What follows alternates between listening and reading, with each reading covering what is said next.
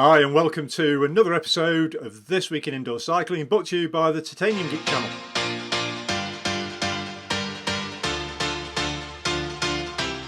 Really appreciate your help, and for those people who subscribed last week, we're trying to get to 1,000 by the end of the year. If you could come on the journey with us and subscribe, and that helps us to get even more tech and good content to you.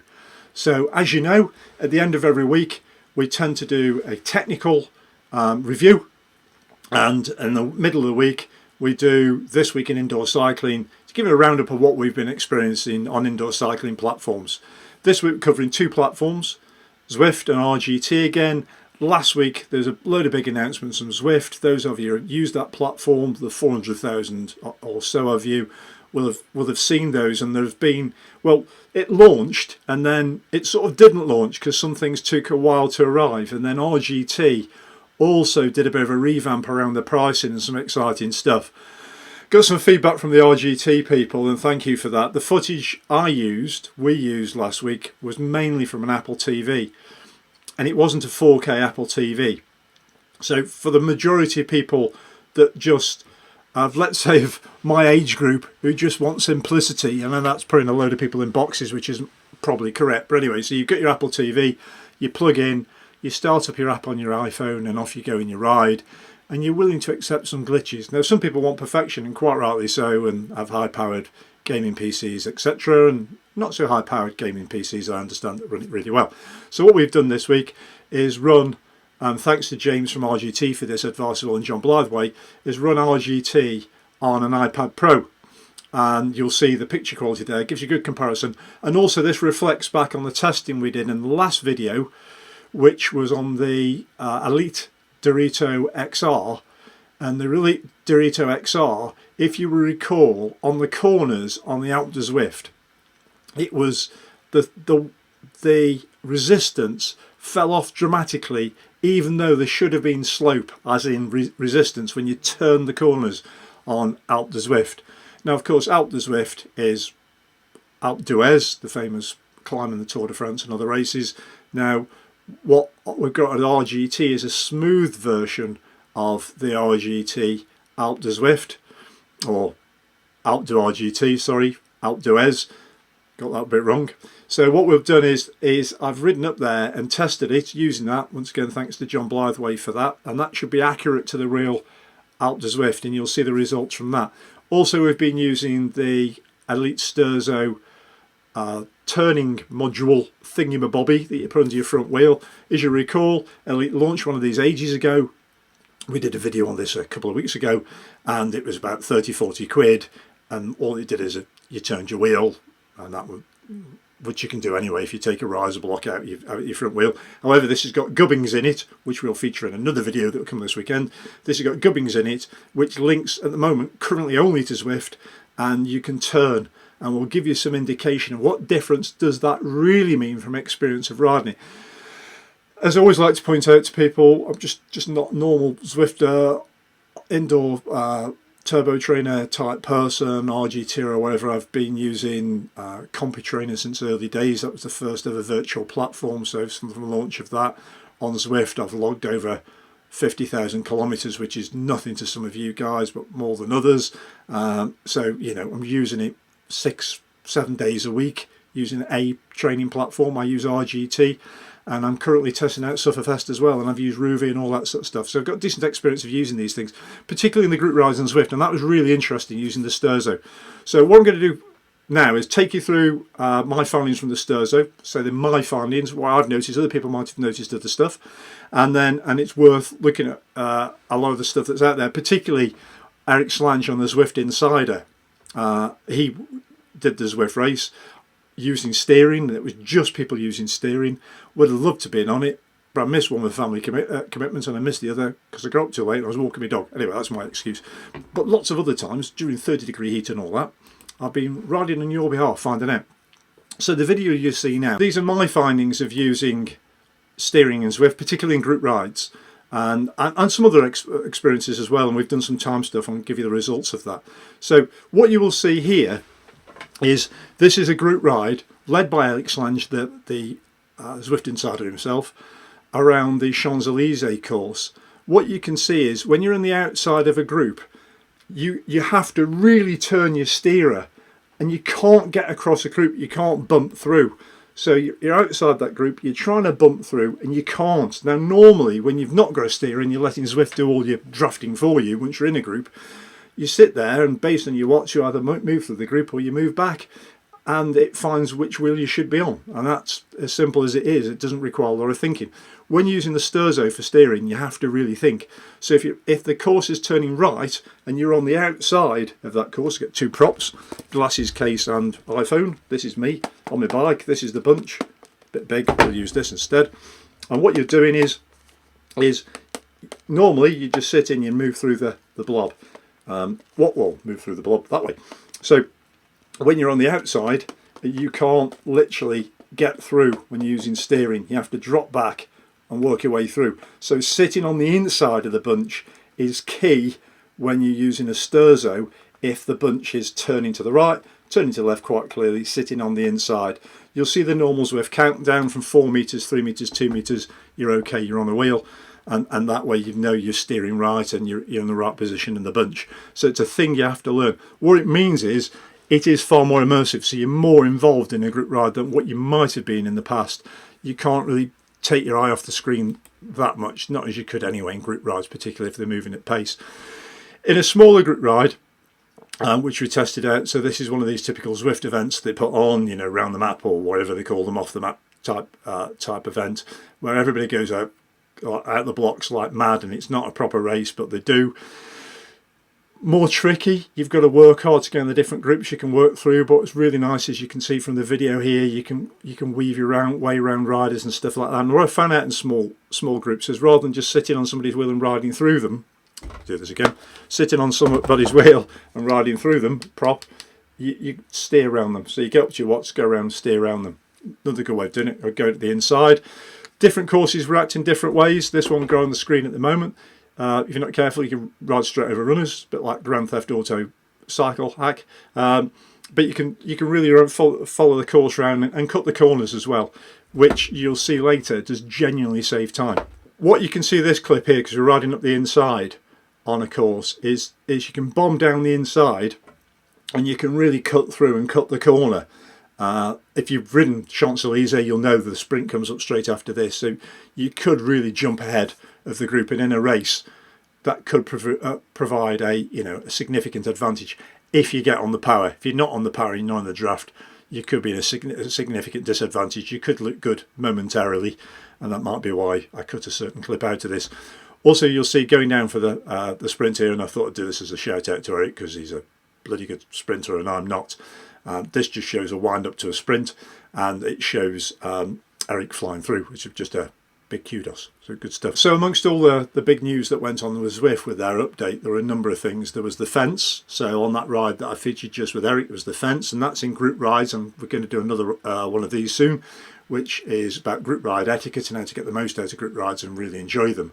So I think that deserves it deserves a video in itself, because it's super important to get right. Because I think from the stats certainly I'm privy to, that more people group ride than they do race on Zwift. I think that's right.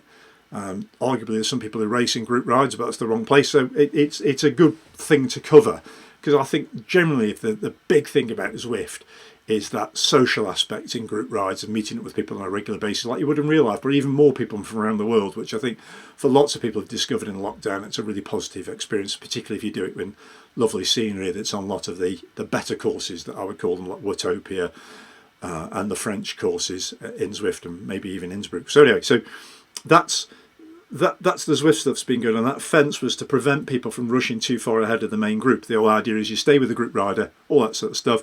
The fence is back there. Is it as nasty as it was before? It took people out of the ride. I believe it's an option, but for most people who've been using it, it's just a warning for people not to go too far ahead. One of the other things that Zwift were bringing in as well was a bot. And with that bot was going to be that on certain courses at certain times around Watopia, you could ride with a bot who was going to be at a set wattage. Nothing too difficult to do, you would think. However, I'm following them. They don't appear to be doing a lot, and there's some notification on the Zwift forums that there's been a bit of a bug.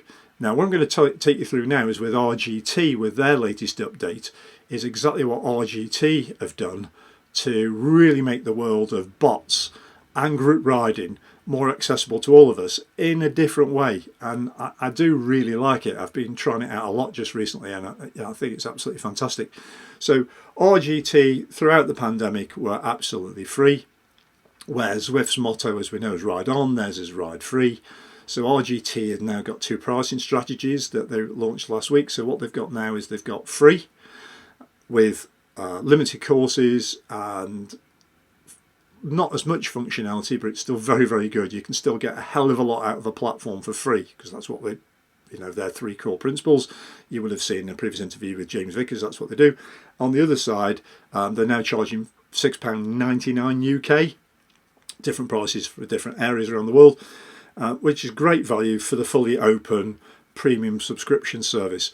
Now, what you can do with RGT is you can create magic roads, and the demonstration I'm showing you here is literally I just emailed RGT with a GPX file. They came back 10 minutes later telling me by email that if I go into RGT, my course has been created. I can go in off my mobile app for RGT just on my phone, and you can see me doing this here. And what I did is I created a group ride on Magic Roads and made it open to everybody, which you can do, so you can have it closed for you or open to everybody. So anybody searching RGT can say, oh, Dave Owen's got a route on RGT and he's got a group ride going on, I'm going to join it, it's on this course, and they can join it. Fantastic. But what you can do is you can create up to 99 bots, and you can state what the minimum and maximum wattage is for those bots. So you can create your own group of people to ride with on a course. So for example, I did this with a test with Alpe d'Huez, but I've got a favourite ride I do around here, which is about 20 miles, and it goes through 3 counties and 20 miles, and I really like it, and it's not too lumpy, and it's pleasant to do.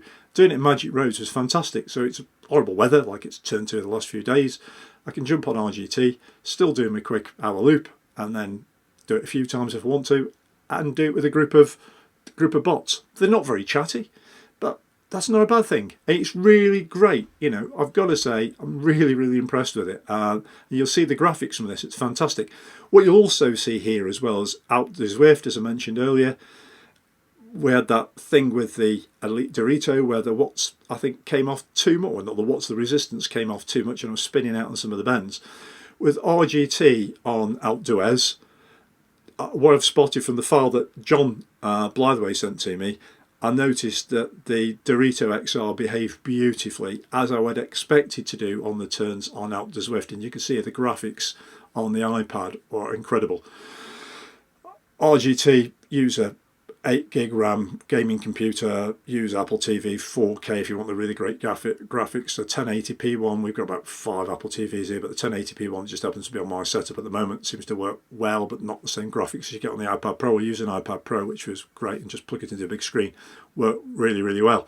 And that's about it, really. So we've been having great fun with the Dorito XR. I'd say, look at the full review. Really, really enjoyed using it. Loving having the Sturzo. What I would say about using the Sturzo, going back to that one, and some people have commented, some people have commented on that, is when you turn in real life, of course, you don't steer, you lean. I know some mountain bike courses, but these are road courses at the moment using the Sturzo on Zwift. When you steer, you lean. Now, with the really rigid turbo trainers, you don't get that lean. I know the new Kicker does have some functionality there. The Neo does lean, and the Neo also gives you the bumpy stuff when you're on the bumpy courses going over cobbles on Zwift. So imagine this, steering with cobbles is the perfect setup currently. The Tax Neo with the bumpy stuff switched on, which you do in settings, and also the Sturzo. It probably is. Or could it be the new Kicker? But if you want something that feels really smooth, we've not tested the Kicker yet to arrive, but the Dorito XR is really smooth. So either way, you get super accurate trainers that behave really well over numerous platforms. So we're testing Sufferfest at the moment. So we're on a trial with Sufferfest and trying out some of their programs and also that sort of stuff, and really enjoying it. One last thing for you, which I haven't told you about yet, which is the thing to leave you with, is the speed difference. I'll put a couple of pictures up here. The speed difference. This is riding on Tempest Fugit with a steel Zwift bike with the basic wheels, and that's the time not steering.